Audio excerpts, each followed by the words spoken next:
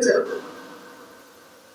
এবার সময় তো হাজির আসুন, আমরা যে দিন পেয়েছি এই দিনের মধ্যে আল্লাহ রাব্বুল আলামিন সবকিছু আল্লাহ রাব্বুল আলামিন পরিপূর্ণ করে দিয়েছে। রাসূলুল্লাহ সাল্লাল্লাহু আলাইহি ওয়াসাল্লাম মদিনায় এসে দেখেন মদিনাবাসীরা নির্দিষ্ট দুটি দিনে খেলাধুলা আনন্দ উৎসব করে ভাই। রাসূলুল্লাহ সাল্লাল্লাহু আলাইহি ওয়াসাল্লাম জিজ্ঞেস করলেন, দুটি দিন কিসের? সকলেই বলল, জাহেলি যুগে আমরা এই দুটি দিন খেলাধুলা উৎসব করতাম। রাসূলুল্লাহ সাল্লাল্লাহু আলাইহি ওয়াসাল্লাম বলেন, মহান আল্লাহ তোমাদের এই দুই দিনের পরিবর্তে উত্তম দুটি দিন আল্লাহ আমাকে দান করেছেন। একটা হলো ঈদুল আযহা আর একটা হলো ঈদুল ফিতর। এই দুই দিন হচ্ছে আমার উৎসবের দিন, আনন্দের দিন। আর ব্যতিক্রম কোন দিনে মুসলমানরা এই সমস্ত হ্যাপি নিউ ইয়ারে উৎসব আনন্দ করতে পারে না, তার জন্য হারাম।